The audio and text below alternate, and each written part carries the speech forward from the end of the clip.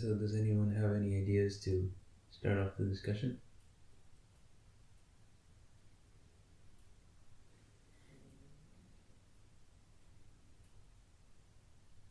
Well, in previous talks, we looked into the middle way, and we established that the middle way is the Noble Eightfold Path. And we also said that with the acquisition of yoniso manasikāra, there comes to be the arising of the Noble Eightfold Path. So I wonder if we can take up the question, what is yoniso manasikāra and how does one put that into practice? Are people interested in looking into this? Could do.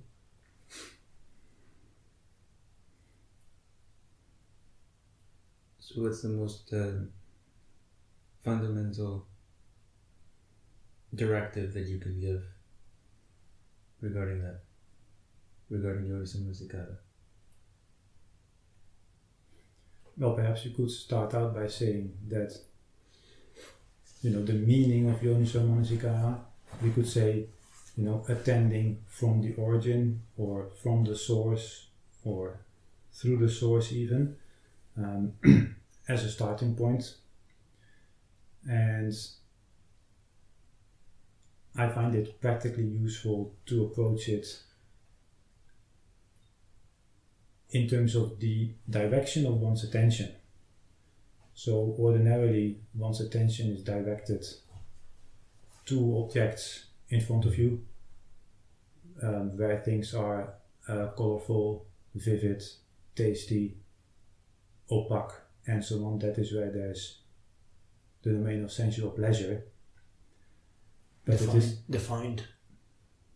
Sorry? Also, defined. They are defined also. Aha. The objects. Yes. Palpable, clear. Yeah, well, exactly.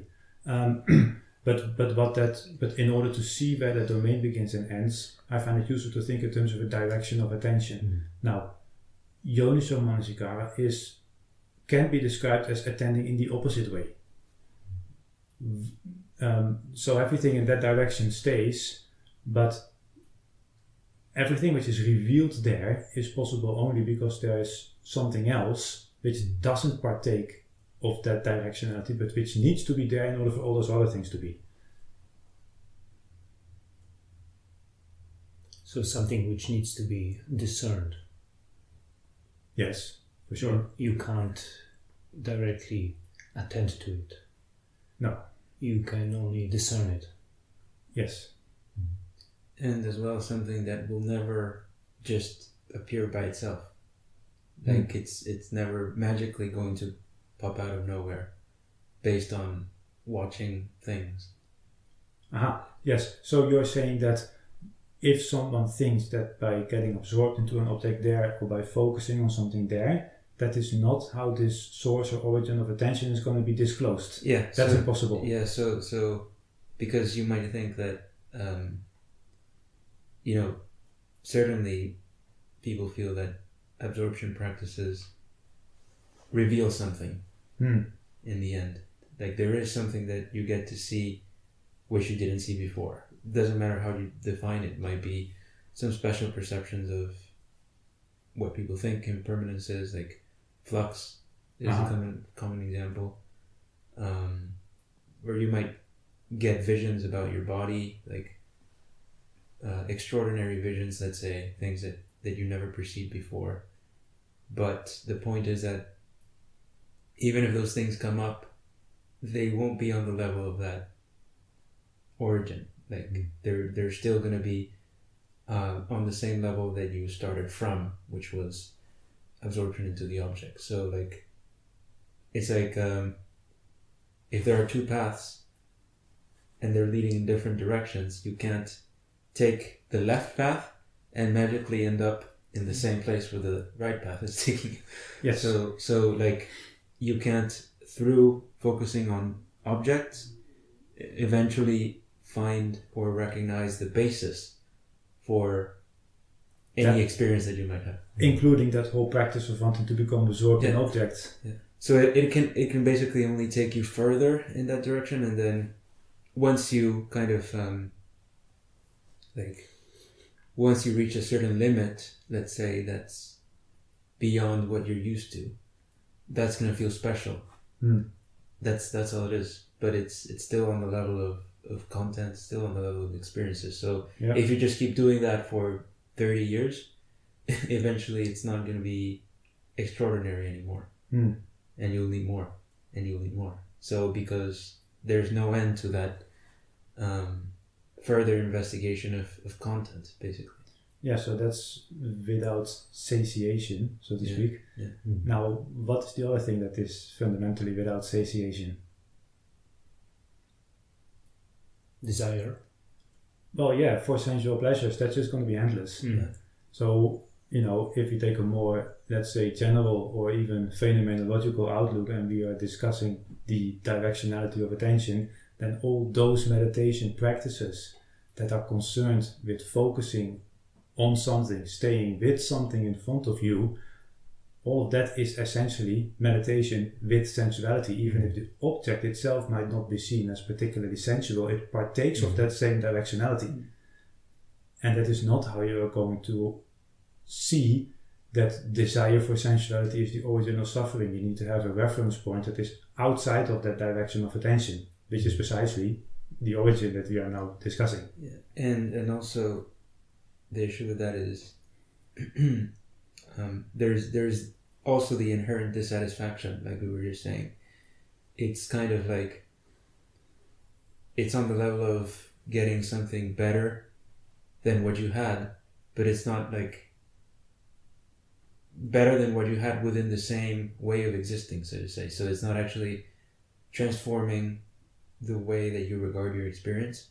It's more like within the same seeking of pleasure, you find a pleasure that's more special than the others. But it's not you. That's why exactly it wouldn't, by most people, it wouldn't be seen as mutually exclusive to have the pleasure of sensuality and the pleasure of meditation at the same time. It would be seen as kind of compatible, even, because they're not really, it's not really the direction of renunciation, which is the direction that can only be achieved through recognizing that origin. And furthermore, that recognition for someone who has been used to living dependent on objects, it should probably feel more, not necessarily painful, but it will bring a certain amount of dissonance to their experience, because it's kind of destabilizing the mode of being that they're used to. So like you can tell yourself, if this is a type of meditation that people who are used to proliferation in the very mundane sense can easily succeed with and get good results, and it's just kind of like it just works just like that, then you can see that it's not really, it didn't force them to actually change their mental framework, so to say. It just took place within the same thing. So that that's one way that you can characterize or describe what that, or say, or talk about one of the consequences of having discerned that origin, is that it forces you to change the way you live, basically. It can't just remain abstract. It can't just kind of let you keep going in the same direction. It has to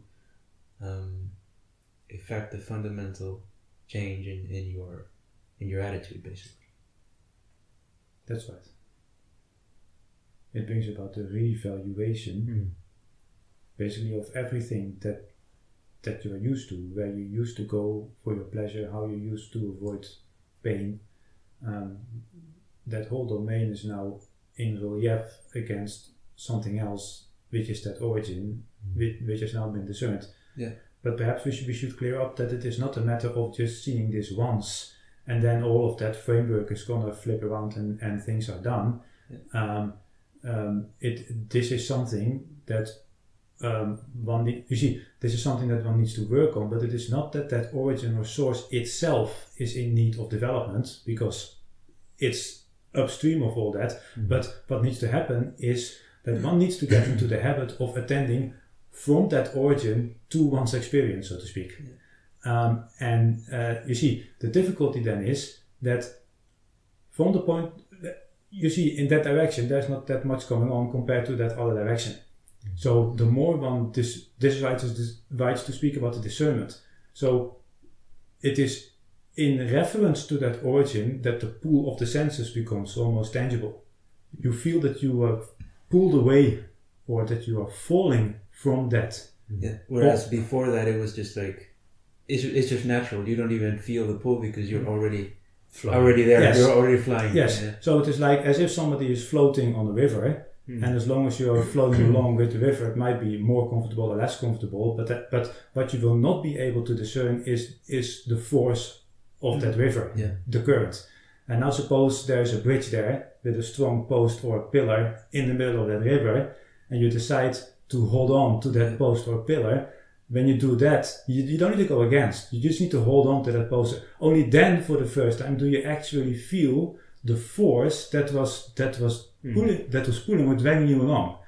So one way in which one can practically say that one is practicing attending from the origin rightly is that, in a sense, that pull of the senses becomes much more noticeable in one's experience.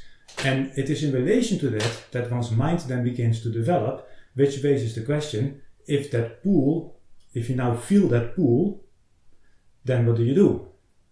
Then what's next? Because it's nice to discern that origin, but practically speaking, if you want to, let's say, stay there, then there need to be a number of other things in place if this is practically gonna have right results, so to speak. Yeah. So perhaps we can go into that, like how is now one practically gonna go about it? Like how are you not going to overlook that which already doesn't appear in front of you? Yeah. And that also, like as you said, preventing yourself from going with the pull, so that gives us a chance to explain or illustrate what that origin actually would be, because from what we said now, it sounds like an abstract notion. Yeah. So, so let's say there is a pull towards sensuality, the most common way. So, like, how would you go about discerning the origin and preventing yourself from falling into the natural habit, which is doing something on account of that sensuality?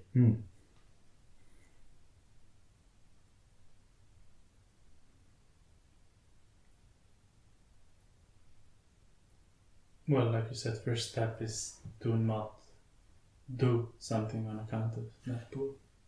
So, but is that a matter of choice? Yes. At least restraining on the bodily and verbal level, that is Right. a choice, which is a prerequisite for any of this. So, would you be able to not act by body and speech if you just, colloquially speaking, lose your mindfulness, if you just forget and go back to the status quo? Would you be able to keep to not act even in the basic bodily sense unless you have a sense of recognition of something else that's a background to your experience, such as your value of restraint? Yeah, So, exactly. Yeah, that's what I was gonna say, is that even taking on restraint would kind of point you towards this direction. So like, to the extent that a person wouldn't do things, like even with, without the help of the Dhamma, let's say a person has some kind of ideal, some kind of overarching principle to their life, based on which they prevent themselves from committing certain actions when they have, sensual desires arising, that would require a degree of yoniso manasikāra. So it could be like following the 10 Commandments or something, whatever it might be. It's obviously a little, and it's not enough for liberation in the Buddhist sense, but anybody who doesn't act out of sensuality has a little bit more yoniso manasikāra than the one who does, because that's what your whole experience is pointing towards. Like you said, it's like a river, and if there's truly nothing holding you back, or if you're not holding yourself back, there's simply no way that you won't float along with it. Mm-hmm. So that's to clear up what that origin is. It's not because when you say, well, it's not an object, that can be turned into an object as well. So it's more like anything that, in a practical sense at least, for people to get started, it would be just a recognition in the broadest sense that prevents you from acting out. That's already yoniso manasikāra.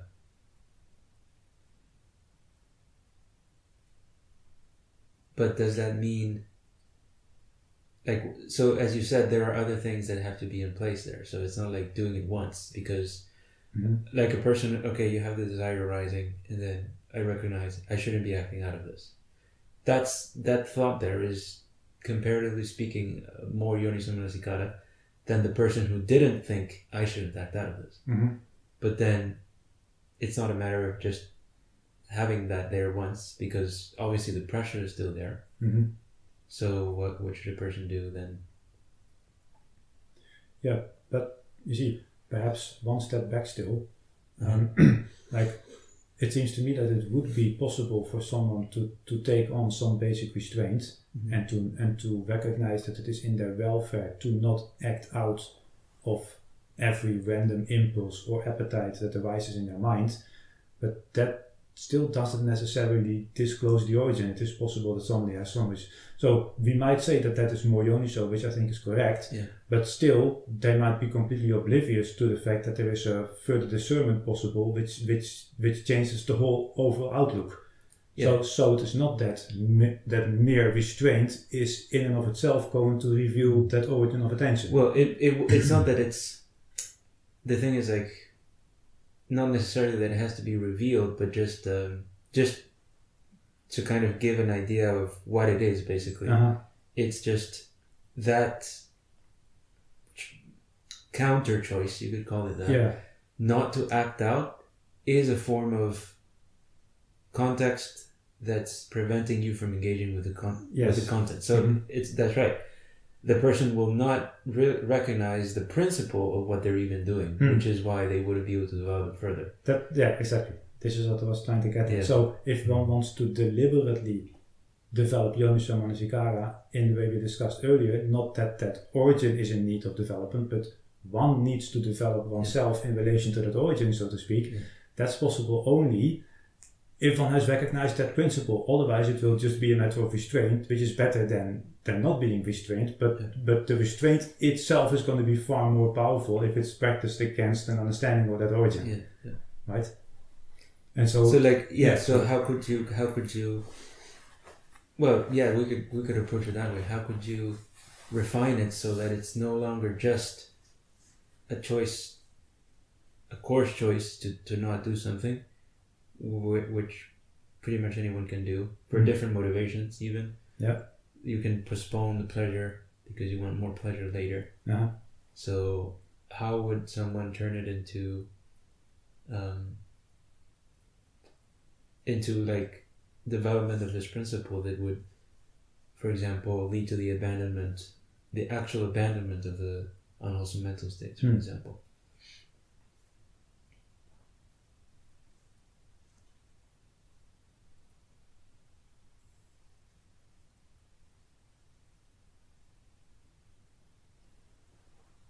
Well, one thing someone could do is question themselves about the nature of the sensual pleasures that are in the opposite direction of attending from the origin.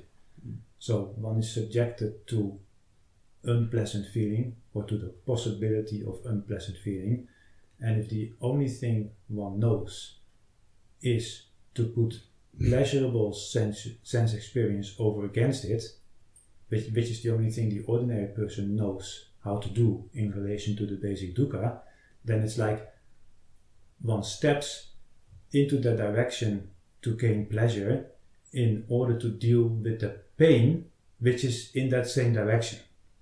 And so something painful happens there, and then yoniso is, I want to have pleasure over there, that should overrule or overpower the pain. But what is not understood is that as long as one steps away from that origin into that domain there, wanting pleasure, regardless of how refined and intense the prospect of that pleasure is, by falling away from that origin, you make yourself liable to that dukkha. So how is this going to practically then be discerned more closely and practiced? Is by seeing that whole domain, whether it is pleasure or pain that is on offer, that is what one can abandon from the point of view of attending from that origin. Yeah, so like the pain that is involved in a sensual desire is to be recognized at that origin. Well, exactly. So then, so if you don't see that, all you're seeing is the offer of pleasure, but right there, kind of like the foundation of your whole engagement is this pain. Yes. And then on top of that, you're walking on top of all of that, getting all this pleasure, but the foundation is still the same. So you could say that's a form of an analogy for what that is. It's like the foundation for everything else in your experience that's happening. So,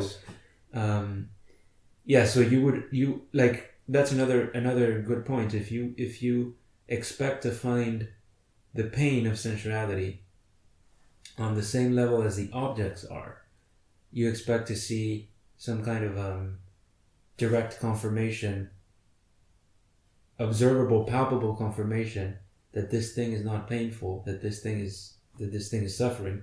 You won't find it there because it's found at the place of that origin. So like a subha practice, for example, could be very easily done on the level of that, like looking at more objects, to like unpleasant objects, to prove yourself that the pleasant objects are not worth it. So you're still operating on the same level. Yeah, it's to be seen on that foundation for you to see that whether the objects are pleasant or not, this foundation remains. So you don't get rid of the objects, but it ceases to matter what they are like, and that's when it doesn't depend on you having to manage, basically having to, because all we were saying, like if a person still tries to do it on the level of objects, it can be turned into the same thing. Like, okay, sensuality is painful, sensuality is suffering, but if it's not seen as basically as a background to the pleasure, but it's attempted to be seen as a foreground again, then it won't really work. It might kind of, to some extent, give you motivation to not act out, but as soon as the motivation to kind of apply that observation onto the foreground runs out, then you're back onto the pleasure, because it basically depends on like manipulating the experience. So that leads us to kind of what I was going to ask before. So what would be a very practical way for a person not to fall into denial of the contents, like trying to see the suffering, trying to see the impermanence on that kind of management level, so that it's that perception sets in at the right level. Sorry, which perception would the perception of that sensuality is suffering, that these things are not satisfactory, that they lead to harm, that they're unbeneficial. What would a person have to do for that to be applied on the right level, not on the level of the objects?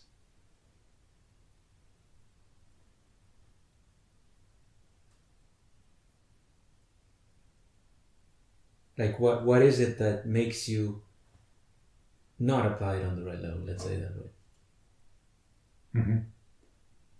So are you asking what makes someone fall away from that origin?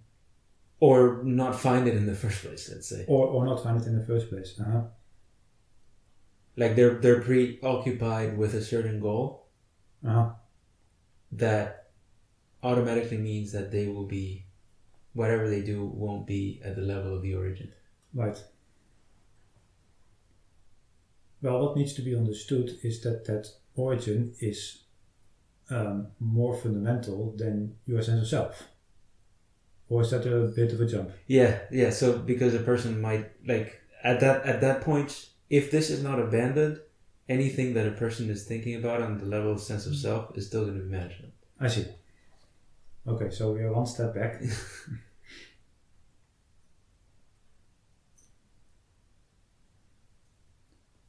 Maybe to consider or think whether what you're aiming towards, how to put it, is out there, so to say. Kind of relating to what you were saying before, is that this level of thing already there, or this, what you would call it, fundamental, is not something you have to create or find, so to say, out. But why would you be trying to create something? Because you think what's here is not optimal, to use that word. And why? Why is it not optimal? Well, because it's felt in a way which I don't like. Right. So basically, it's because you want to get rid of the displeasure. So doesn't matter what way a person is thinking about it, they might have the most accurate understanding of that origin.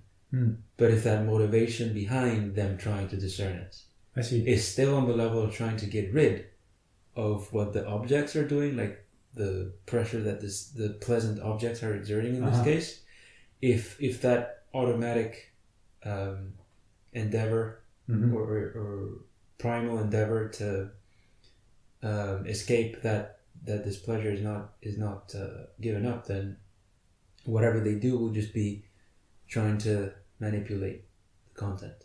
And so even if they're trying to see, oh, this is unpleasant, in the case of sensuality, this is ultimately suffering, this is impermanent, all of it will be just another, basically, object. It won't be the background to this, because, well, in order for it to be a background, you need to have two things. So if you're trying to replace the first thing, how can you have the background? Like, you're just trying to have one thing in the end. You're trying to have, you don't realize it, of course, but in the end, you're not trying to see the pleasure as pain, which requires you to have the pleasure there. You just want to have pain. Yes, or the other way around. Yeah, could be the other way around as well, Yeah. So on the one hand, one needs to leave everything, including the pleasure and pain of objects, which is that direction. In a sense, one needs to let it be as it is and not interfere, while simultaneously discerning the background to it, keeping one's intentions in mind, that one is not now discerning that origin, hoping to bring about a change in that direction. Yeah. And how letting it be, what is a more accurate way of saying that? Because a person, again, you might be telling yourself, I have to let it be, I have to let it be, because you don't want to let it be. Sure.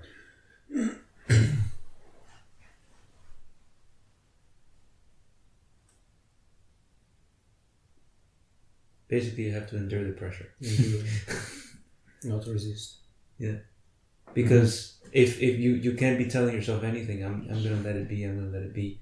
But fundamentally, the pressure is kind of the thing that's pointing you to do all of this.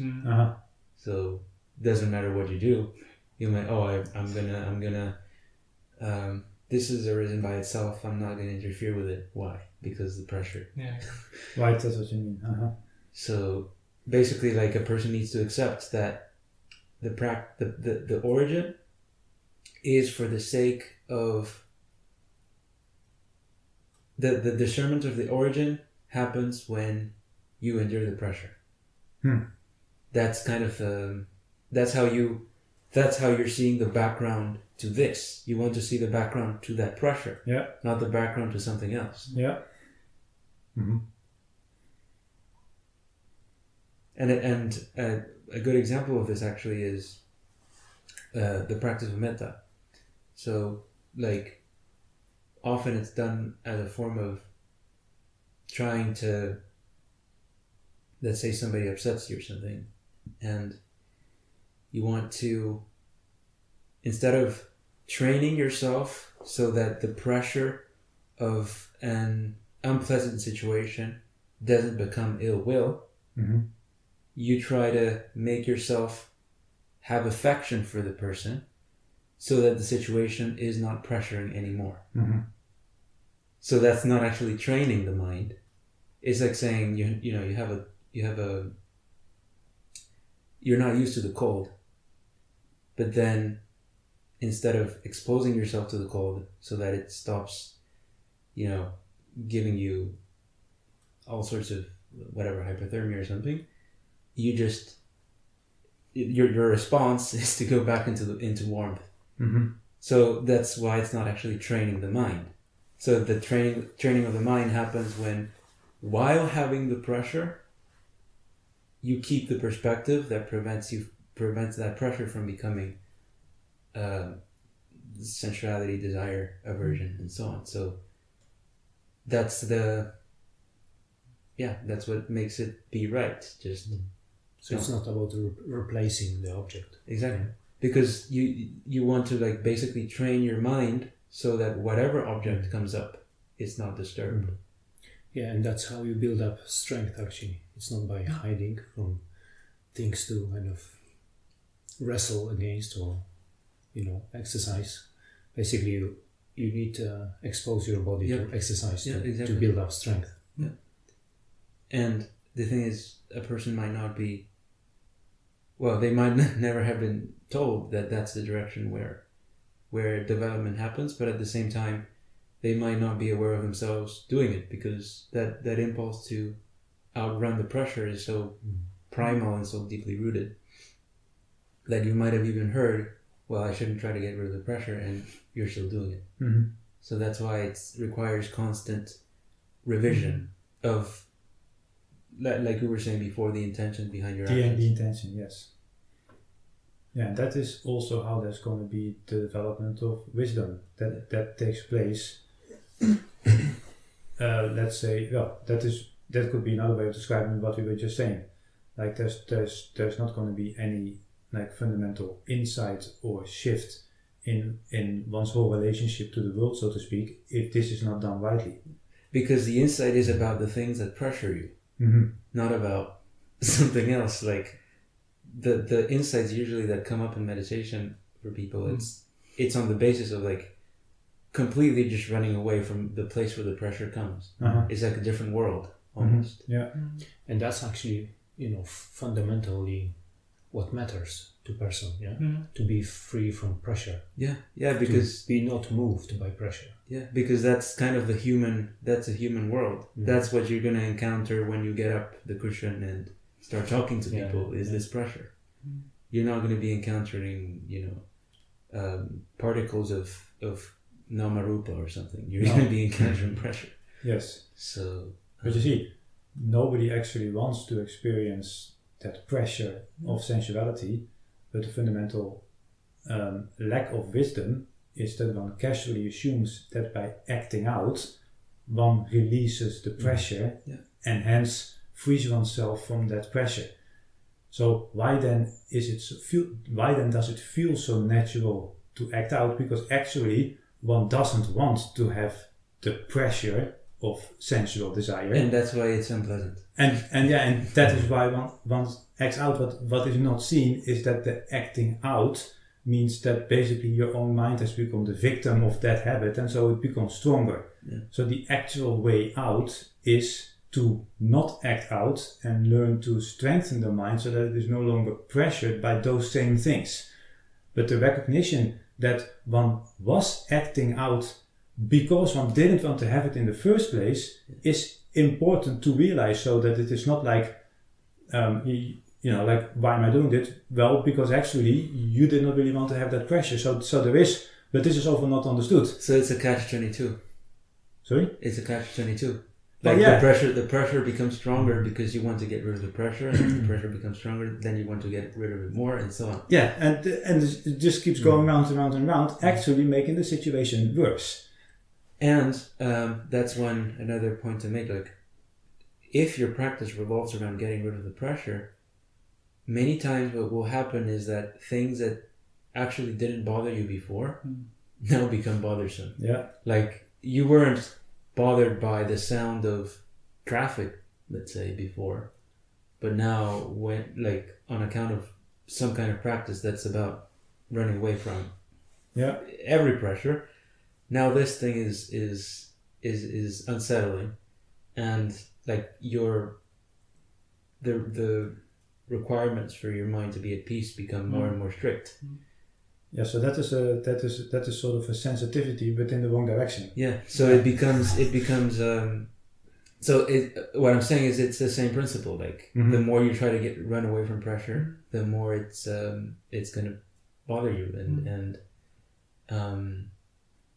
like, with that sort of practice, you can imagine if that is bothering you so much, what will happen when you go back to the same intensity of life that you had before, because you might have toned it down because of your practice, and you don't experience the same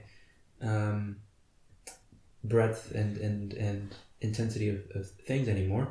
But if you were to go back, if you had to abandon your protected environment, then you can imagine that completely overwhelmed. People insulting you, people treating you badly, very powerful sight, sound, smell, taste, touches. It's not going to be manageable for you. So like, if a person is clear about this, that it's about enduring the pressure, then there's, like, any practice you do within that, it's going to be right for that very reason. If your endurance of the pressure is correct, whether you're doing the 4 satipatthanas, whether you're doing metta, whether you're doing asubha, to the extent to which you can endure the pressure is the extent to which your practice has the right basis. And that's also where you can start discern what is wholesome, what is unwholesome. Yeah, because many times wholesome things can be ways of what is ordinarily thought of as wholesome, can be rooted in just trying to get rid of the pressure. Like being, again, like I said now, loving kindness, which is the usual interpretation of metta. It seems wholesome, very wholesome on the surface, but if you ask yourself, why am I doing this? It's because the pressure that's there now, kind of the starting point that I had, is I want to get rid of it. Which is the ill will. So how can you practice loving kindness when your starting point is that you are not free from ill will? Towards your own experience. That's a complete contradiction. Yeah. So that's what would be determining things as wholesome and unwholesome in the most ultimate sense. Virtue, for example, you can take on 1,000 precepts, but if all of it is based on trying to outrun the pressure that comes from doubt, like if I don't have every single aspect of my day meticulously planned beforehand, I'm going to experience the pressure of doubt and uncertainty. Then even though on the surface all these observances are wholesome, they might be very austere or very ascetic, but if it's done for the sake of running away from the pressure, then ultimately it can't be pushing the mind towards freedom from craving.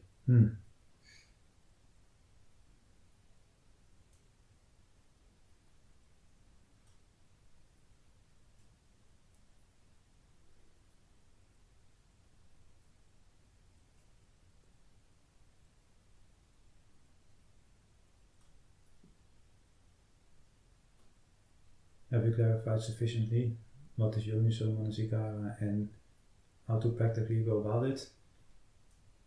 Or should we say something more about it?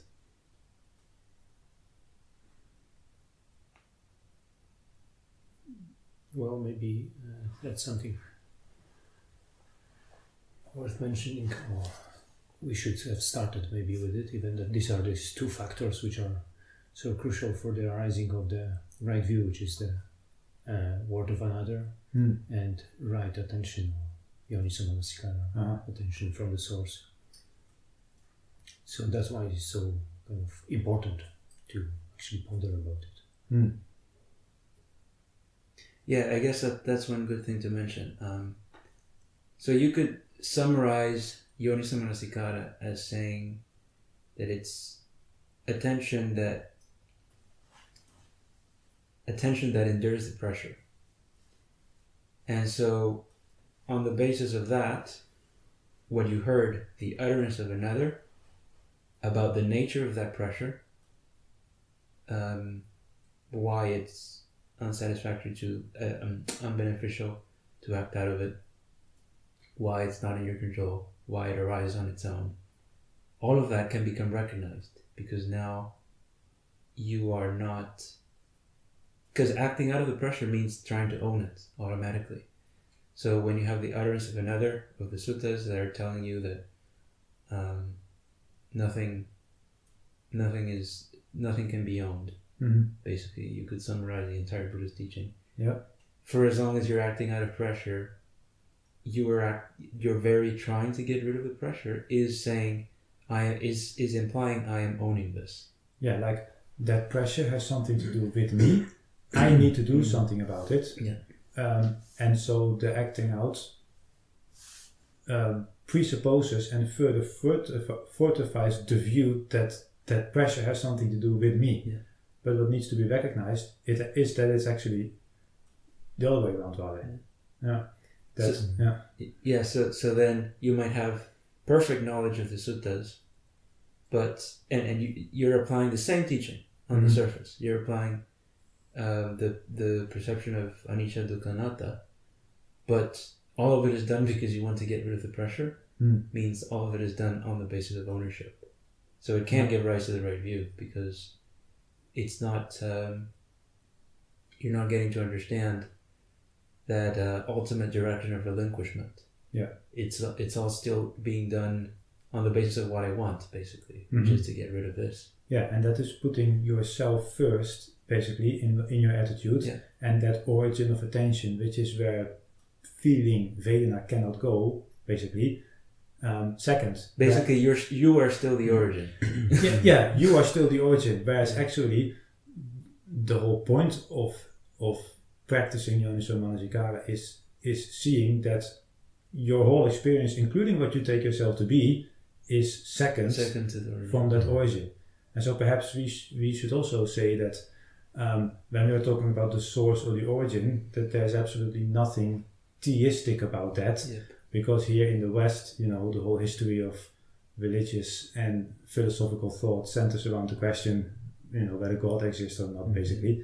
So we are not saying that God is the source of all values and that this is what we have to find in our experience somehow. Because it might be easy for people to fall into that mistake.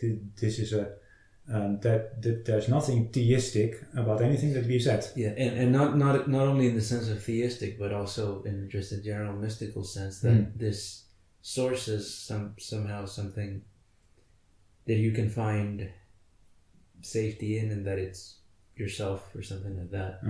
It doesn't have to be an explicit formulation of it as okay, this is God or something. So yeah, it's important to recognize that it's just a you could say a structural principle that whenever something arises in your experience, there's going to be something else that is a foundation for it. Yes, it's that simple. So if you turn your attention to that which is the foundation now, then something else will be the foundation, something else will be the source. And then you do the same thing and it happens again. So none of those things are there's no such thing as a fixed source, let's say. It all depends on what are you directing your attention towards. What what are you engaged in right now? So because of that as well, the source is the foundation for what you're attending to, but there would be no source if there would be no background, if there were nothing that you were attending to. So that means that source is also impermanent. It also depends simultaneously on what you're seeing. So we can go, for example, in the case of sensuality, we're talking about these sensual objects and sensual perceptions. Yeah, that's the foreground. That's the content. And you can say, well, your body, your feeling, any of these things the Buddha talks about, you can see it as the source. But if there were no sensual object there, no experience there right now, how could you talk about something that is the foundation for it? How can you talk about these other peripheral phenomena that you have to discern? It would make no sense. So that's why it's not, neither of them can be identified with the kind of ultimate essence of the experience or something like that. Yeah, they cannot stand on their own. So these two directions that we started out with mutually depend on one another. Yeah. That's another important thing to realize. And this is then, in essence, why when there is going to be the noble right view, the main principle that is being discerned is with this. Yeah. And that is, and this twofold attention is the exemplification, which when that is understood, that will be recognized on other levels as well. Yeah. And it's not even necessarily recognized on all levels, but the principle is seen. Yeah. And this then becomes the noble method of the Eightfold Path, contemplating that principle and applying whatever it is that you're attending to there, recognizing simultaneously with it that background. Yeah. And then reading the suttas can be a great joy, because the Buddha already basically points out, when this is the foreground, that has got to be the background. Yeah. When this is the foreground, that's got to be the background. So in a sense, you can just read that and it's like, and so that's very helpful. Yeah. Well, that's what I was saying just now with the practice of asubha, practice of metta, all these things that are usually, that sometimes work, sometimes don't for people. When your discernment is on the level of that source correctly, it can't not work. Like it can't not give the result it has to give. If it doesn't, it's because you're making a mistake. So that's the like you said, it's helpful, because then there's no way for you to go astray, because there was only one way to go astray, which was not enduring the pressure. So that's why it's not just like the right view as well. It's not just having yoniso manasikāra, because like I said, to some extent anyone can have that source or develop it more than others. It's more like understanding yoniso manasikāra as yoniso manasikāra, and understanding ayoniso manasikāra as ayoniso manasikāra. So you could say recognizing in yourself when you're enduring the pressure and when you're trying to get rid of it. Knowing that clearly means you will always know what is wholesome and what is unwholesome, what is beneficial, what is unbeneficial. And that's how Majjhima Nikaya 2 starts. It says the ending of the influxes is for the one who knows these two things, yoniso manasikāra and ayoniso manasikāra. That's the person who can tell whether what they're reading from the suttas, they're doing it rightly, meaning yoniso, or wrongly, ayoniso. But it's the same instruction. Yeah.